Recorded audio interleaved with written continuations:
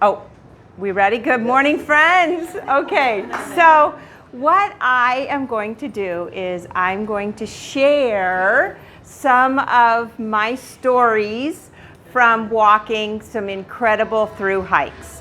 I am 63 years old. I have 2 children and 1 grandchildren. I'm kind of retired from teaching, kind of not. But in 2018, God really put on my heart to do this walk across Spain, and not yet, but anyway.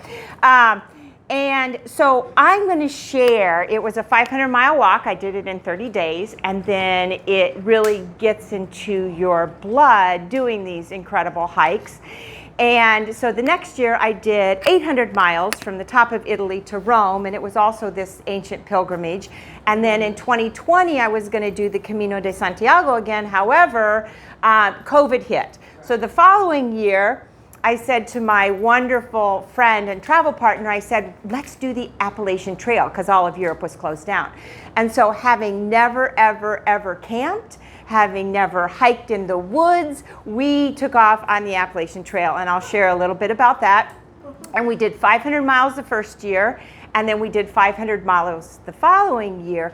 And so one of the things people will say, well, why do you do these hikes? And I could never really figure out why. I mean, there's a lot of reasons why, but you're like, you just get drawn to them. And when I was walking here, it finally dawned on me, these are like my dates with God, the Creator. So like God and I, the great Creator and Father, these are like our dates. And the things He shares with me are absolutely amazing. And so what I'm going to do today is I'm just going to share some of my stories from the 3 hikes, and how I do it, some of the lessons God's shown me, because I think it really parallels our spiritual journey. Each of you have a big card and a pin, and what I'd love for you to do is I'd like you to crowdsource. And so you might say, well, what's crowdsource, Tammy? Well, crowdsourcing, there's an app. It's an application on my phone that when I take these really long walks, especially when I'm going in the wilderness, and you can pull up where you're at. It will tell you where the water is, where the camping is, if there's been any bear activity, if there's been any like really creepy people on the trail. Because what people do is they walk, and if they encounter something, they will type it into this app. And if you pull up that exact position on the app, it will tell you what everybody has said about it. All right, so they might say we saw a rattlesnake, or there's been a bear, or this creek is dry, or somebody left a bunch of water. So that's what we're going to do, or you're going to help me do today, is you're going to crowdsource. So if you'll notice, every single one of the slides has a number on it. And so as I share something, maybe God just pops a scripture into your heart. Because while my experiences are unique to hiking, God has given a lot of you the exact same experiences, but maybe in a different realm, all right? So all you have to do, or maybe God will speak to you and says, oh, that is interesting, and you write it down, okay? And so this is going to be your own personal crowdsourcing afterwards. Okay, so I'm going to share each one of my journeys. I'm going to share the background of what it was. I'm going to share you the goal of each individual hike. I'm going to share you some of the conflict or challenges that I faced when I was doing it. And then I'm going to share with you my takeaways. All right? So in each one of these, I'm going to do 3 different journeys. I want you to be thinking about, well, how are all of these similar? Was there similarities between them? And also be thinking, how does that parallel maybe God's word, or what God says to us? All right, so that's like my little challenge to you, and hopefully you'll enjoy it. If not, just tell Corey, don't invite her back again. No, all right, so we could go to the next slide. Hebrews 12:2 says, therefore, since we are surrounded by such a great cloud of witnesses, let us throw off everything that hinders and the sin that so easily entangles, and let's run with perseverance the race marked out for us, fixing our eyes on Jesus, the pioneer and perfecter of our faith. For the joy set before him, he endured the cross, scorning its shame, and he sat down at the right hand of the throne. And then Philippians 3:12-14, not that I have already obtained this, but one thing that I do, I press on to take a hold of that for which Christ has take hold of me. These have become verses that every time I walk, they just go through my head over and over and over. So let's go ahead and say a quick prayer before we get started. Lord, what an incredible opportunity that you have set before us that we can come into your word. Father, Jesus told parables. He told parables. Father, because he knew that we relate to stories. And so I just pray that you would speak to us. Give us inspiration. Give us revelation. Speak to our hearts. I pray the stories that I share, maybe something in them, Lord God, would really encourage my brothers and sisters here in the race that they are running. And I thank you for that in Jesus' name. All right, so we can go to the next slide. So this was the first long distance hike that I took, and maybe we can turn the lights off. A little bit of background on the Camino de Santiago. The Camino I did the one that started in Saint-Jean-Pied-de-Port, and I walked 500 miles along the Green Trail all the way to Santiago, Spain. These were ancient pilgrimages. They believe that the body of James, the brother or apostle James, is buried in Santiago. And they have a casket in this big church with supposedly his bones. And there are pilgrimages for all over Europe from where people back in the 6th, 7th, 8th, 9th century would walk to Santiago. And the reason they walked there was so that not only they could see the body of James, but also I think they wanted to get, it was an indulgence. The church was selling indulgences. Well, today there's about 200,000 people a year that will walk this trail. A lot of people walk it. And they say the trail is one part physical, one part mental, and one part spiritual. And I found that that was definitely true. What I needed for this, now I had never, ever, ever done a big hike before I set out on this. But one of the things that you need is you need to have a backpack, and you need to have about 3 outfits. You need to have rain gear. You need to have a little water bladder so that you can have water on your hike.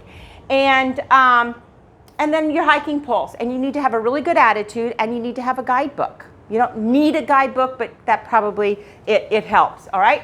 The goal of this is to reach Santiago. And if you want to go ahead and go to the next one. And Santiago is this huge cathedral. If you've ever watched the movie The Way, which is really a great depiction of it with Charlie Sheen. But anyway, so this was my goal. I set out, I was going to do it for 30 days. I had never hiked before. I had my guidebook. I'd watched some videos. And that's what I lived out of literally for 30 days. Everything I owned was in that backpack. And for 30 days, I just would put it on every morning. At night, I would sleep in these hostels, these hiker hostels, and about every 5 to 8 kilometers, there was a little Spanish town that I could get something to eat or drink at. You did shower. On this trail, you got to shower every night that you were there, which was very nice, with hot water most of the time, all right? The interesting thing was someone had marked the trail, so if you had a guidebook, that was great. So it wasn't like I just took off wandering through Spain, not the case at all. You follow a designated trail that somebody has marked, and they have put arrows along. So no matter where you're walking, and I'll show you a picture of arrows in a minute, but you always just have to keep an eye to look out where that yellow arrow is. So I started in the Pyrenees, and I walked up over the Pyrenees, crossed over, went through Spain, and walked through the north of Spain, following yellow arrows. So if you haven't seen a yellow arrow in a while, you probably have gotten lost. And so you need to backtrack to where the last place you saw the arrow was, and then you start walking from there, and you really keep an eye out for the arrow. Finding those arrows literally becomes subconscious. You will be walking, and all of a sudden something will tick like you haven't seen a yellow arrow. So you really start to get like paranoid. Where's the arrow? I need to find the arrow. And then once you find it, you know you're on the right path. All right, so that was the goal, was to get to Santiago. And there I am. I made it. All right, next slide, please. All right, so what are some of the challenges that I faced while I was on the Santiago? Well, first of all, you can see from there, I had really bad shin splints, all right?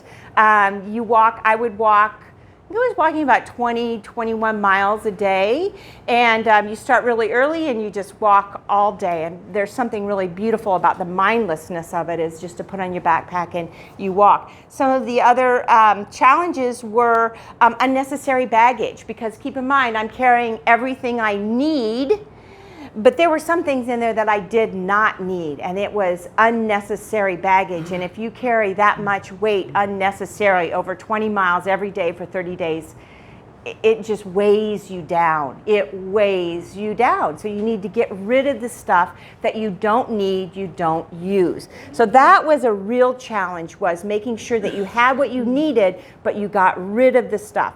I think your mindset, that was a real challenge. A lot of people got, a week, 2 weeks into it, and they just quit because mentally they just didn't want to deal with it, or it was harder than they thought. And so they just gave it up.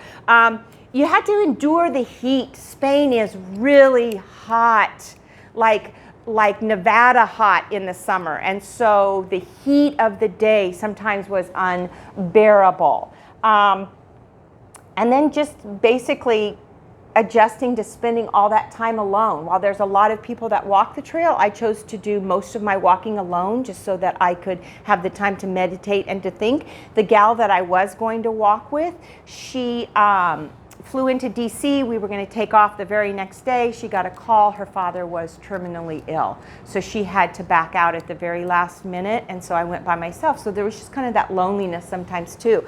But you had to go it alone. All right, next slide, please. So what were my takeaways from this? My first takeaway was, you know what? Follow the arrows.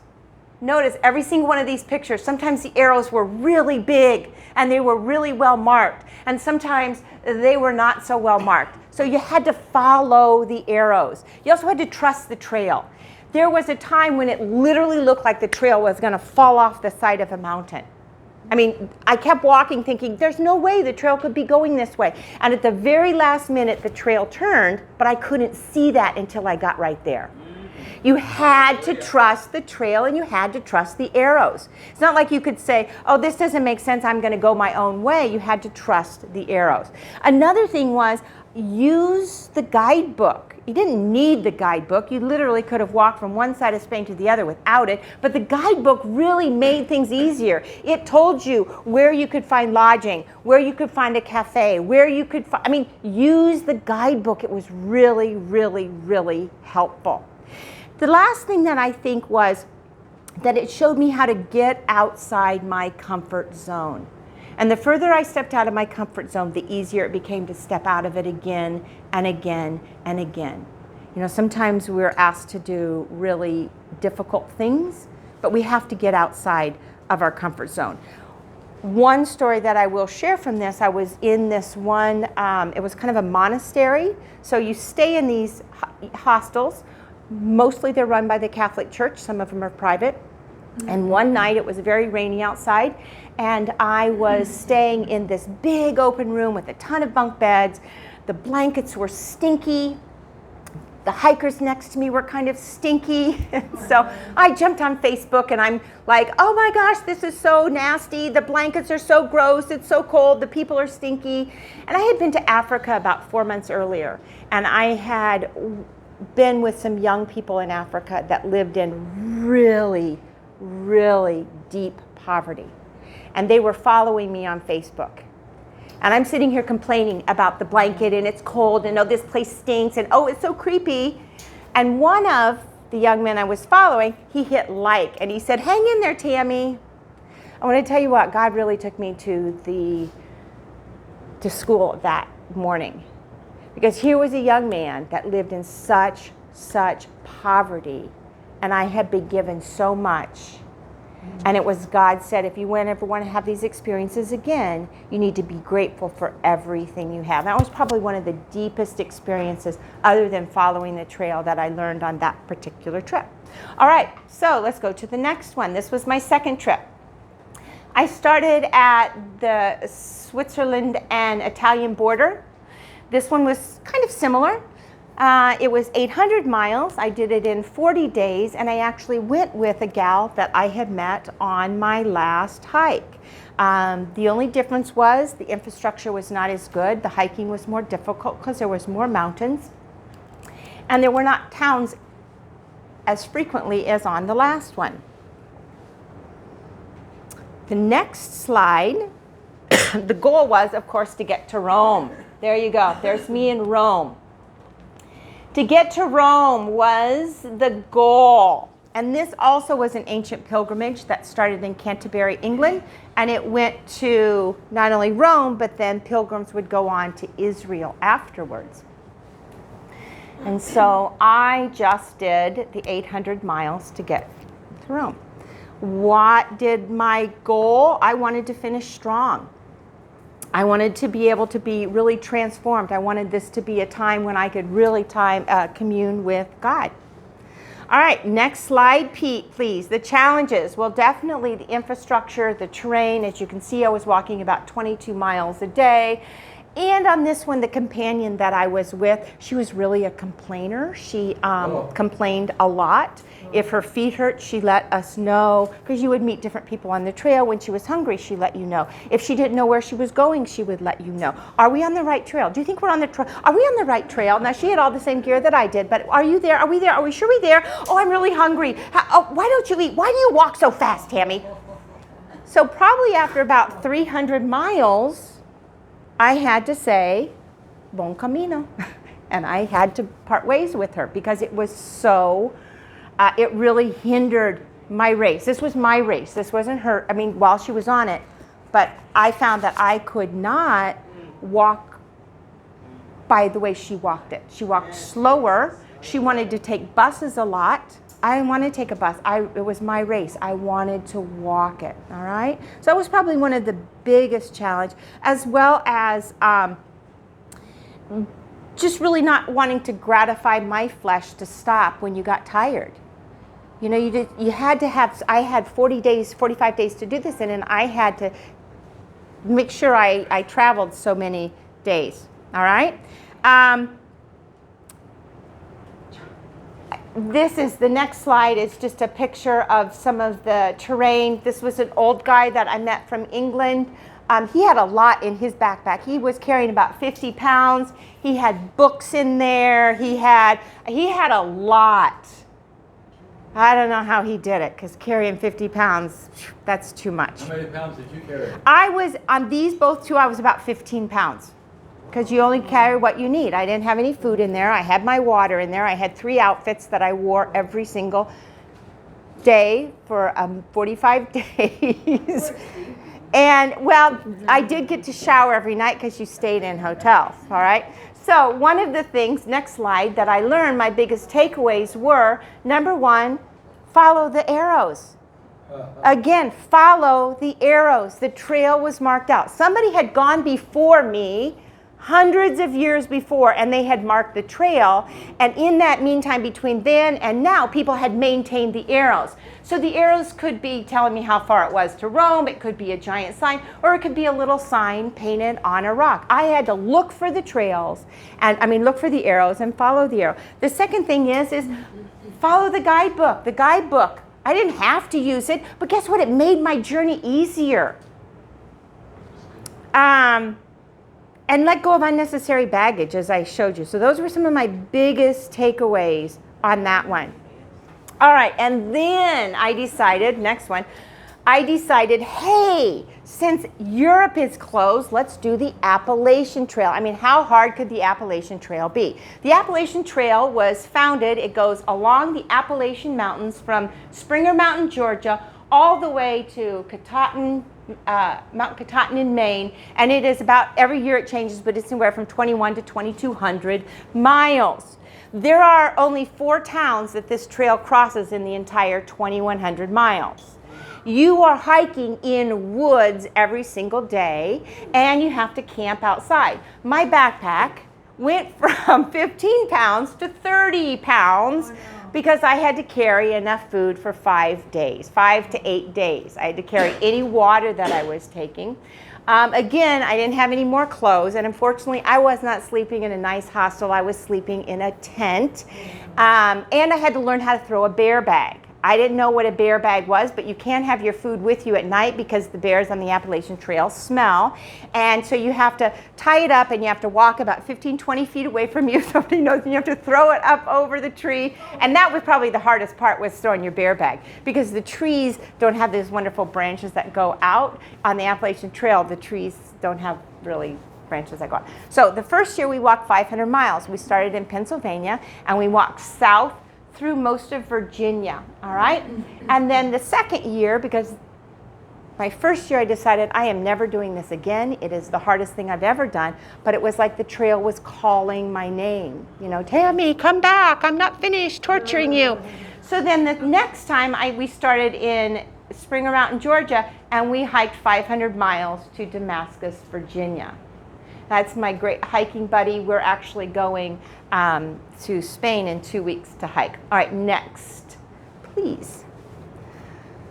All right, so what is the goal? Donna's husband said to me, Tammy, bring my wife back alive. That's what he said, bring her back alive. So what are the challenges? So our goal was literally to get back alive. I mean, that was it, to make the 500 miles and to do it so that we came back alive. We wanted to finish strong. I mean, it's one thing to come limping over the finish line, but I wanted to finish really strong. I wanted to finish as strong as I started. I wanted to be transformed. I really wanted to be transformed. I wanted to hear from God. So really, to thrive in the midst of adversity was probably my biggest goal. What were the challenges? Let you go ahead and turn to the next one. The challenges, well, as you can see, there were definitely bears, and they would post signs that would say, bear area. I mean, and then people would crowdsource saying, we had 3 bears that came into the shelter last night. So every 15 miles, the Appalachian Trail has built these 3-sided wooden shelters. And they're just a 3-sided shelter. You can either camp next to them. Another big challenge was walking in the elements. I'm going to tell you what, one day I walked for 10 straight hours in a pouring rain. You can watch it. I made a YouTube video of it. It was pretty interesting. We had to find water wherever we could, wherever you could find water.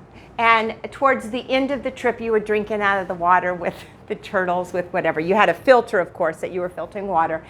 And then we had to camp. You know, I had to pitch our tent. Learn how to pitch a tent and then pitch the tent. One night I had a skunk come up. We've had deers come around us. There was a real creepy guy on the trail the first year. His name was, they had dubbed him Hammerman, so we kept getting all of these notifications on our app that said there's a creepy guy on the trail, and he was like one day ahead of us, and he is, he's only carrying a hammer and he's really harassing the women. So, you know, those were just a lot of stuff that you wouldn't normally, I mean, it turned out we were fine, but so those were a lot of the challenges, you know, and you didn't bathe for 5-6 days at a time. You tried to get from, you had enough food to get you to where you needed to go, which was generally 5-6 days out, and then you'd have to get off the trail and hike into a town or have somebody come get you. A lot of people hitchhike, we didn't do that. And then you resupply whatever you could find, and generally it was out of the dollar store. And then you got back on trail, and then you would walk for the next one. So those were some of my biggest challenge. Cold at night, sleeping on the hard ground. It was windy. Sometimes you were under trees that you really didn't know if they were going to blow down on top of you or not. And then you didn't want to get lost in the woods. So you always, this particular trail, you followed the white blazes. So you always had to be very careful. Like, this was the most important thing, because you were in the middle of nowhere and you had to make sure you kept those white blazes in front of you, because there have been people that have wandered off trail and have never been found. I mean, so it wasn't like falling off the side of a cliff. That was a big danger, which I did. But thank God a tree was there. Well, so there is real steep cliffs, and so I went to step over, and I stepped this way because I was stepping over a stump, and the weight of my backpack, which was 30-some pounds, dragged me down just that fast. And luckily, a tree, this time a tree caught me. The other time I fell off, I grabbed a tree and was kind of hanging upside down. So, you just have to really watch your step and be careful. So anyway, and keep in mind, I had never done this before, but I just really felt God calling me to this challenge. All right, next slide, please. So this was everything that I carried. So unlike the last one, I did have to have my gear for my sleeping. I had to have food. I did bring some camera equipment because my mom had just passed away, and she had been one of my biggest fans. She loved looking at my pictures on Facebook. And so kind of for her, I wanted to do YouTube videos, kind of in honor of her. So I did catalog the entire trail in YouTube videos. But I'm going to tell you what, I sent a lot of this stuff home because it was too heavy. My rain gear, while I needed it, I didn't need it. My extra clothes, while they were important, I didn't need them. I mean, when you're carrying 30 pounds up and down mountains every single day, I was getting rid of Q-tips. I was getting rid of like hand sanitizer, lip gloss. If I didn't need it, it was out of my pack because it was weighing me down. And so I sent a lot of this stuff home. I particularly have this picture right here for you because this was a really hard day. And we had been walking for 3 days straight in rain, pouring down rain, cold North Carolina rain. And we stopped for the night, and we weren't by a shelter, so we just had to look for a flat place to camp. And that's what you were always doing too, is you're always looking for a flat place that looks safe to camp. So we found this kind of little like wayside park next to a highway. So we got in, the sky was clear, we pitched our tent, and we go to get out our little, our little pot to boil water in to make our reconstituted food, and it started to pour down. So basically, you just got in your tent, you got in your little sleep bag, and you went to sleep. It was like, this is too much trouble, and it was just annoying because it was like 7 o'clock at night. And on the trail, the thing you live for is that evening meal because it's like hot and it might not be that good, but it's like something different than just hiking. And so that night I just got in my tent, went to sleep, and I didn't have cell coverage because most of this trail you don't have cell coverage. And I just said, forget it. The next morning I got up and I was really grumbling. And it was because it was still raining. And I'm complaining and grumbling to myself. And it was like the Lord said to me, why are you here? And he said that to Elijah. If you remember, Elijah, he said in 1 Kings 9:19, Elijah had just, fire had come down from heaven, a 3-year drought had ended. Elijah had run into the wilderness because he was afraid. And God said to him, why are you here? And Elijah said, well, because of so and so and so and so and so and so and so and so and so and so. And God said to him a second time, why are you here? I just think God wanted Elijah to take responsibility for his decision and his choices. And Elijah wasn't having it. Well, because of these people, and I'm the only one, and blah, blah, blah, blah. And so God really spoke with me, and he says, why are you here? And where would you be if you were not here? And I had to say, I would be here. This is where I want to be. And that totally turned, and I think that's why God brought me back to the trail a second time, because he wanted me to take responsibility for my actions and not complain. And so that morning, I put on a little lipstick, and I said, this is going to be the best day ever. And you know what? My hike was great after that. So that was a real takeaway for me, was why was I here? All right, the next. So what are my takeaways from this trail? You know what? Trust the trail. It's marked, just follow the signs. Somebody had come before me 60, 70, 80 years prior to me hiking this, and they had hiked the trail. And in between that time and the time I got in, there were people that maintained the trail, that made sure the white blazes were marked. So all I had to do was follow the trail. The second one was You didn't have vistas like this unless you had a really hard climb to the top of the mountain. We always want that wonderful mountaintop experience. Well, guess what? That mountaintop experience comes at the expense of a long, hard climb. You know? So that was a big takeaway. Another takeaway was get rid of that excess baggage, because while that hand sanitizer sounded so good at the beginning of the trip, it was just ounces that were weighing me down. While that rain gear might have been perfect, it was weighing me down and I didn't need it every day. Same way with the camera gear or whatever it was. I did not need it.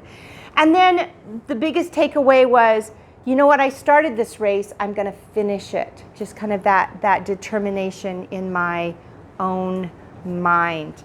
All right, now we can go to the next one. Now we get to kind of the spiritual implications that I think God really showed me. And one is that, you know what, someone has gone before me in my Christian walk. 2,000 years ago, he came down from heaven, and he marked the trail for me. He went to heaven and he came back. The trail is marked. And all I have to do as a follower of Jesus Christ is just stay on the trail.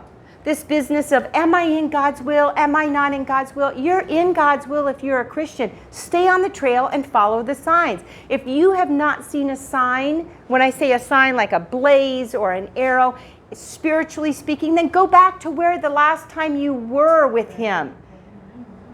Okay?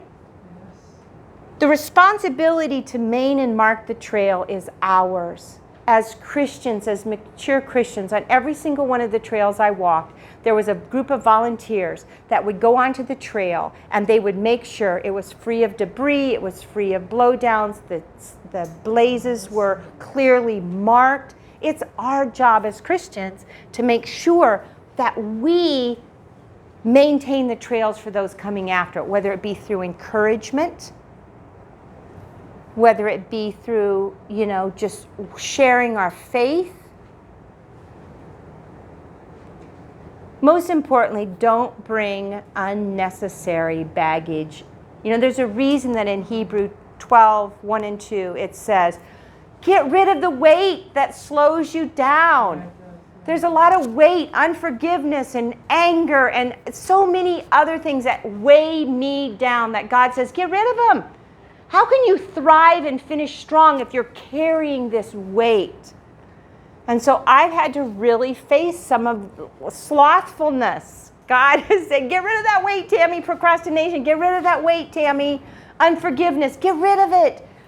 He doesn't want to do it to be mean. He wants it so that we can thrive in our journey. Use the guidebook.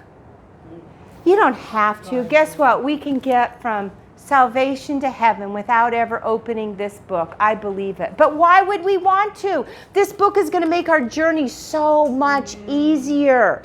It's going to help us. It's going to tell us where the pitfalls are, where to avoid. Use the guidebook.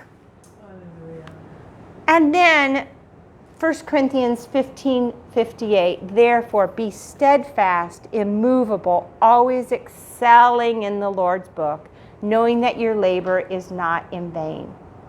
That's the race, and that's the mindset that we have to go into our race with.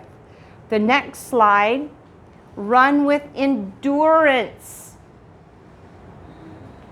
You'll finish the race, and it might take you 1,000,000 years longer than it would with someone else. But guess what? Endure the race that's set before you with endurance. Every difficulty, every struggle, every mile that I walked on the Appalachian Trail, I was that much stronger. Every mountain I climbed with 30 pounds on my back made the next one that much easier. I come back from these walks and I'm really fit and strong and I can endure that much more. And God says sometimes He allows difficulties and struggles in our lives because it's meant to help us build our endurance. James 1:2 says, count it all joy. And then he goes on to say the trials that we face. He says, because it builds endurance. And endurance, perseverance, and that must finish its work so we're complete and perfect, lacking nothing. Finish strong. Finish strong. And then, of course, it says, how do we do that? Well, we keep our eyes on Jesus, the author and the finish of our faith. We follow his example.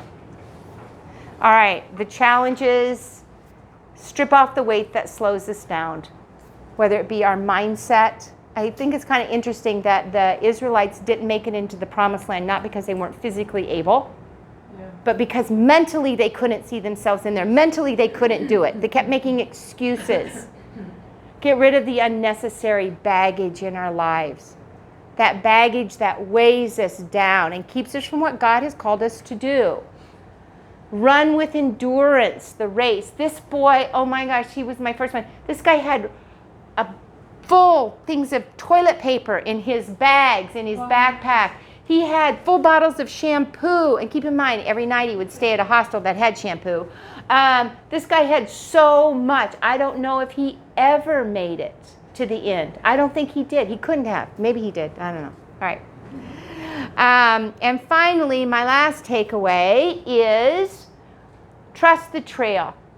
Just trust God's leading, even if it doesn't make sense. I have this picture here because this trail literally went through this guy's yard.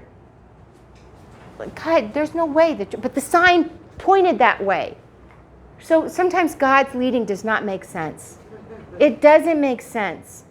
It looks like it's a dead end or there's a cliff, but we just have to trust him. We just have to follow him. We have to say, you know what? You know what you're doing. I don't. You're a lot smarter than I am, God, so I'm going to trust you.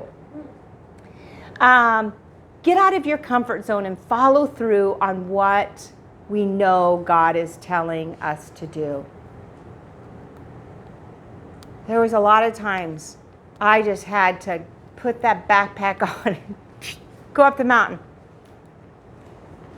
It was really, really, really hard too. I mean, it was the hardest thing I've ever done. But I have to say, when I was preparing for this, all I could do was smile and laugh.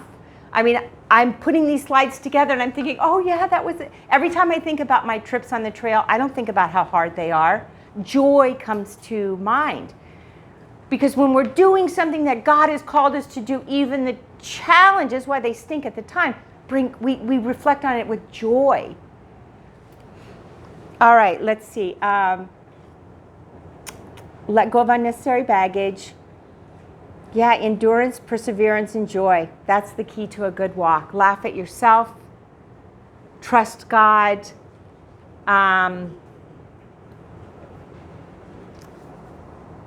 All right, final, and then I'll be done. And thank you so much for letting me share my stories. As you can tell, they brought a lot of joy to me. This is my final takeaway, and the final thing that I learned in every single one of these. My trust in the Lord grew. So if you open to 1 Chronicles 5:20, so everybody open to 1 Chronicles 5:20, and actually just go to 1 Chronicles 1, and you notice that there's just a lot of names. All of chapter 1 is just a lot of people's names. Chapter 2, there's just a lot more of people's names. These are, like God's children, just name after name after name after name after name.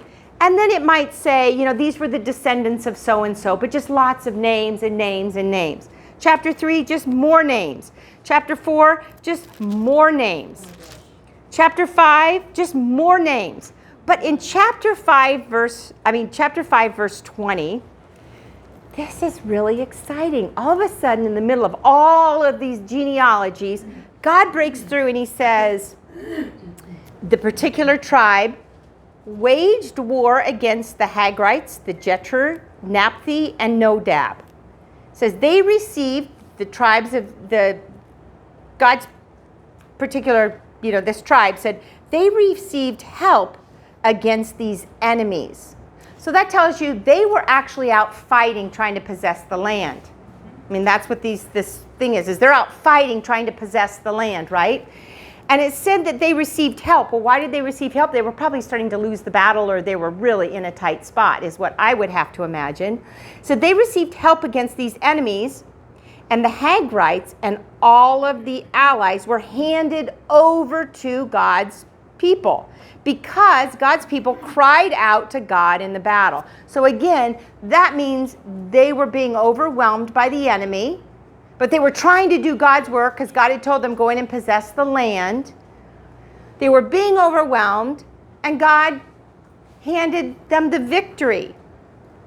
And it says he granted their request because they trusted in him. Wow. How exciting is that? In all of these names, God says, I'm going to plop that in there because I want my people to know that when they are out trying to possess the land, and they come against overwhelming odds and they feel like they're being swallowed up, if they call to me and trust me, not just call to me, but trust. There's a difference between calling out and praying and really trusting that God's going to do it for you. God will hand you the victory. And so my biggest takeaway is on this journey that God has called me to do, the walk that he has called me in, the really journey that I'm walking in as a Christian believer, I have to say, what strongholds? Am I attacking it? And first of all, what strongholds are in putting up a resistance? And am I really trusting that God will do it? So I would just ask you, first of all, what strongholds are Abundant Life attacking in Puerto Rico? What enemies are you as a Christian going after?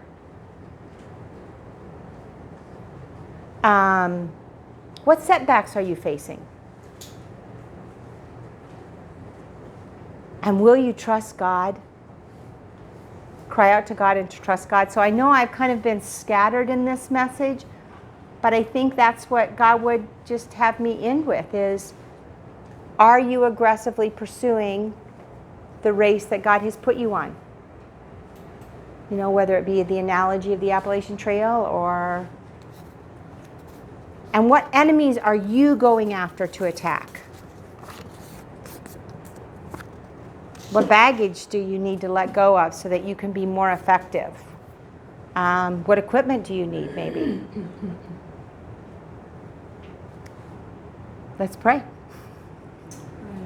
Lord, we thank you for your goodness, your love, and your mercy. Lord, I know that was kind of all over the place, but I just thank you that my brothers and sisters here have listened so patiently and so thoroughly, Lord, and they've helped to write down their ideas and to encourage me back. And so I thank you for that, Lord. I just pray that you will speak to their hearts, the race that they're on.